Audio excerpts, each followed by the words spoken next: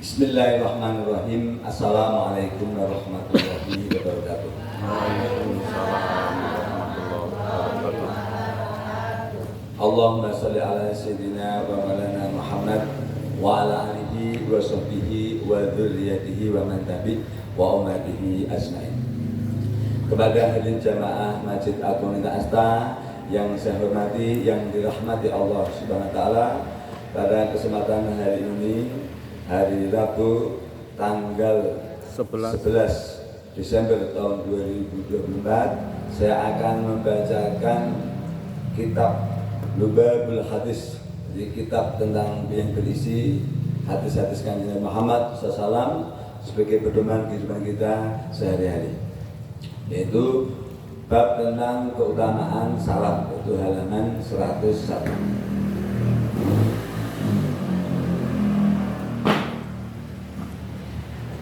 Jadi salam itu paling sempurna hanya salam yang diajarkan Kanjeng Nabi Muhammad SAW. Jadi Assalamualaikum warahmatullahi wabarakatuh. Salam keselamatan, rahmah dan kasih sayang, wabarakatuh dan kemuliaan serta keberkahan. Barakatuh itu ya kemuliaan, ya keberkahan. Kemudian bandingkan sama rahayu, tidak apa artinya. Kemudian sugeng injing kalau orang Jawa, selamat pagi, itu tidak sempurna. Nah, kemudian kalau di sini Wilujeng Sumping. apa? Wilujeng Sumping lain? Apa itu? Oh, Bukan punten. Yang sampurasun itu. Sampurasun. Sampurasun contohnya. Juga artinya tidak sesempurna Islam. Jadi mau salam dari daerah manapun tidak akan ada yang mengalahkan Assalamualaikum warahmatullahi wabarakatuh. Semoga selamat, rahmat, kasih sayang, keberkahan dan kemuliaan terlimpah tercurah kepada kamu. Itu makanya jawablah baik, waalaikumsalam warahmatullahi wabarakatuh. Assalamualaikum sudah bagus, keselamatan bagi kamu. Tapi kalau yang lain banyak, itulah fungsinya salam. Jadi artinya, kan contoh kita masuk ke suatu majelis, ke tempat, kemudian kita tiba-tiba duduk juga repot ya. Tapi kalau Assalamualaikum juga lebih enak. Itulah, jadi ringkanlah mengucapkan salam. Ini saya bacakan hadisnya. Kalau Nabi Muhammad sallallahu alaihi wasallam, assalamu qabla kalam. Assalamu, mengucapkanlah salam qabla kalam, sebelum berbicara. Seperti saya barusan. Jadi harus mengucap salam. Termasuk bagaimana kalau sholawat? Sholawat juga salam. Sholawat adalah salam. Contoh pertama kali, Allahumma sholli ala sayyidina Muhammad, karena kita sangat menghormati Kanjeng Nabi, sebelum bersalam kepada orang, bersalam kepada Kanjeng Nabi itu juga tidak salah.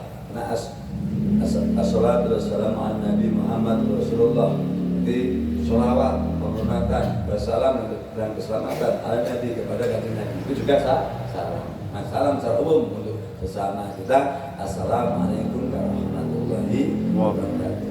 Jadi mengucapkan salam itu sebelum berbicara. Jadi assalamu qabla kalam, bersalamlah sebelum berbicara. Kemudian man bada'a bil kalam qabla salami fala tajibu. Man barang siapa yang memulai, bada itu mulai, bil kalam, suatu perkataan atau menyampaikan sesuatu, qabla salam, sebelum salam, fala tajibu, maka jangan dijawab. Jadi maka jangan memang gitu. Contoh kita mau bicara di depan majelis, tiba-tiba bicara juga kurang pantas. Perorangan juga bagus. Assalamualaikum, lalu menyampaikan apa yang dikehendaki juga lebih baik. Itulah keutamaan salam. Kemudian barang siapa yang memulai salam lebih dahulu, maka dialah adalah yang lebih utama menurut Allah dan Rasulnya. Ini saya menyampaikan bukti bentuk kerendahan hati orang itu yang mengucapkan salam duluan, tidak pengen disalami duluan. Maka saya menyampaikan, jadilah subjek, jangan jadi objek. Menyalami, jangan disalami. Mengasihi, menyayangi, memberi, peduli, jadi subjek. Kadang-kadang orang kan berat mengucapkan salam, tapi adalah itu menjadi suatu kemuliaan di hadapan Allah dan Rasulullah. Jadi kalau sudah mulia di hadapan Allah dan Rasulullah, pasti mulia di semua makhluk, karena tertinggi kan Allah, suatu Kanjeng Nabi. Kemudian assalamu termasuk nama Allah Ta'ala. di mana Allah meletakkannya di bumi dan keselamatan. Maka sebarkanlah salam itu di antara kamu semua. Sebab seorang laki-laki yang muslim apabila melewati berjumpa pada suatu kaum, lalu dia mengucapkan salam kepada mereka, kemudian mereka menjawab kepadanya, maka laki-laki itu memperoleh keutamaan melebihi kaum tersebut dan 1 derajat, karena dia mengingatkan kepada mereka dan hal memberi salam. Adapun jika mereka tidak menjawab, maka ucapan salam laki-laki itu dijawab oleh hamba-hamba Allah yang lebih baik dan yang lebih harum daripada mereka. Jadi kalau kita salam dan yang menjawab tidak apa-apa, karena ada yang menjawab makhluk Allah, mungkin malaikat atau makhluk yang lain yang menjawab. Jadi tidak akan sia-sia. Dan sesungguhnya manusia yang paling dekat, sesungguhnya manusia yang paling dekat dengan Allah adalah orang yang memulai mengucapkan salam. Diulang-ulang. Jadi mengucapkan salam bulan itu jauh lebih baik. Pokok sopan santun adalah memulai dengan ucapan salam. Seperti yang saya sampaikan tadi. Kalau kita salam bulan kita lebih sopan. Kalau hanya berdiam saja, itu ya memang ya kurang sopan. Dan biasanya assalamualaikum. Kemudian apabila kedua orang Islam berjumpa, maka yang lebih dekat kepada Allah bagi keduanya adalah bagi orang yang memberi salam lebih dahulu. Jadi ulang lagi, penekanan mengucapkan salam dahulu. Masuk rumah kosong, masuk ke alam apapun baca salam. Kenapa? Ada yang menjawab malaikat atau makhluk yang lain, gitu kan? Contoh kita masuk ke hutan, assalamualaikum warahmatullahi wabarakatuh. Masuk ke kuburan juga, assalamualaikum ya ahli kubur. Artinya berarti di kuburan itu ada makhluk rohnya, ada rohnya orang yang mati kan ya ahli kubur. Berarti makanya kuburan itu ya jangan disepelekan, dilangkali, diinjak-injak, tidak boleh. Kalau seandainya kuburan itu tidak ada apa-apanya, tidak mungkin ada perintah mengucap assalamualaikum ya ahli kubur. Berarti ahli kubur itu di situ kan. Itu kan hadis kanjeng Nabi semua orang. Ya, terus apa lagi? Kalau memang di kuburan itu tidak ada apa-apa, tidak mungkin ada perasaan angker, betul ya? Nah, berarti kayak iman atas biasa aja dikatakan, tidak mungkin ada perasaan takut. Berarti memang ada sesuatu di dalam kuburan itu. Makanya kanjeng Nabi assalamualaikum ya ahli kubur. Sama yang mati saja suruh bersalam kepada sama yang hidup. Manusia paling bakhil adalah orang yang pikir tidak mau memberi salam. Yang paling bakhil jadi salam itu tidak mau, itu pelit. Jadi ucapan salam itu adalah penghormatan agar kita dan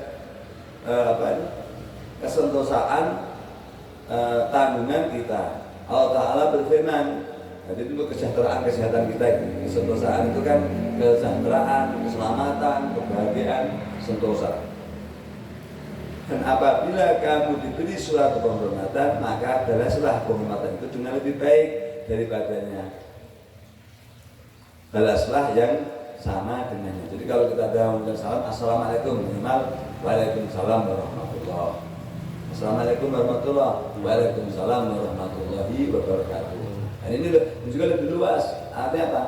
Kalau ada orang memberi kebaikan kepada kita harus di hati berusaha memberikan kebaikan lebih baiklah lagi. Tetapi yang bagi yang memberi jangan pernah berharap untuk diberi balasan, karena hak balas itu jazakumullahu khairan katsiran. Tapi itu juga jangan tembang lambe. Jazakumullahu khairan katsiran. Jangan.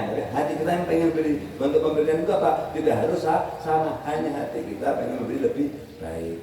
Jadi jangan sampai mengabaikan kebaikan orang, sehingga pada saat Allah sudah tidak ada hubungan itu seakan-akan orang tersebut tidak pernah berbuat apa-apa. Ya sama jujur-jujur saja lah, hampir semua yang keluar dari sini itu seakan-akan kalau ketemu saya lagi itu seakan saya itu tidak pernah berbuat apa-apa kepada mereka. Tapi tidak apa-apa. Bagi saya memang kebaikan itu tidak dipersembahkan untuk orang tersebut. Kewajiban kita untuk berbuat baik saja kepada dia, Allah Azza wa Jalla yang akan membalasnya. Jadi kita ikhlas. Nanti begitu. Tapi jangan sampai. Makanya saya ya insya Allah semoga hal yang ada di sini, semoga termasuk orang-orang yang bisa berterima kasih.